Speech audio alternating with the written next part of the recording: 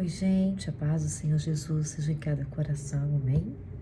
Bom, já tem um tempinho que eu queria gravar um áudio a respeito disso aqui, que eu queria comentar com vocês. Quando eu estava no meu deserto, teve uma outra coisa que me moveu muito. Lógico, tudo move a gente lutar pela nossa casa, pela nossa família. Mas quando a gente vai tendo entendimento da palavra de Deus, as coisas vão mudando, é o que eu falo, né? O sofrimento também nos amadurece, né? O conhecimento da palavra nos transforma. E tem uma coisa que eu queria compartilhar com vocês.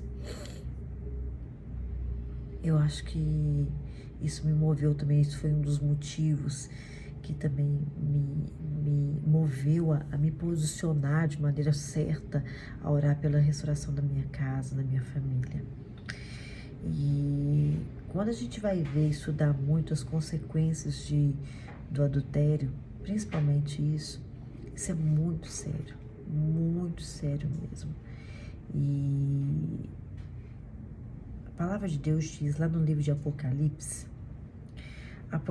capítulo 2, a partir do versículo 20, né?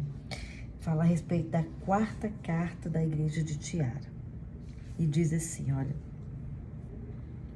mas tenho contra ti que tolerares que Jezebel, mulher que se diz profetiza, ensine e engane os meus servos, para que se prostituam e comam dos sacrifícios da idolatria. Dei-lhes tempo para que se arrependesse da sua prostituição, e não se arrependeu.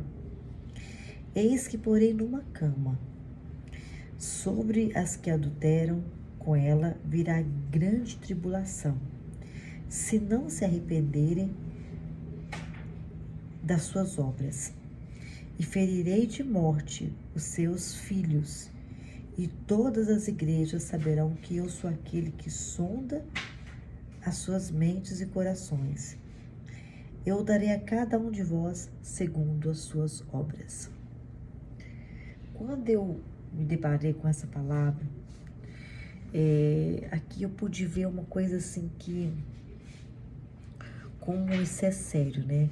Quando a gente está nesse processo de restauração de casamento, aí a gente vê, você está começando a orar, você orando ali, você vê quantos os cônjuges estão cegos, totalmente cegos, vendidos no mundo de adultério, e entre esse espírito de Jezebel, que é um espírito de um espírito maligno, né, que consegue cegar completamente o homem. E se a gente for estudar um pouquinho sobre esse espírito de Jezebel, naquela época, principalmente, se voltava muito para justamente escravizar os homens, principalmente aqueles homens que tinham ministérios, né, a se prostrar a outros deuses, né? Nós sabemos que esse pecado da idolatria, ele é bem comparado ao pecado do adultério, onde que troca, né? Totalmente troca, a pessoa troca de servir ao Deus verdadeiro para servir falsos deuses, né? E aqui o Senhor diz, né, que ele deu tempo para que ele se arrependesse da sua prostituição.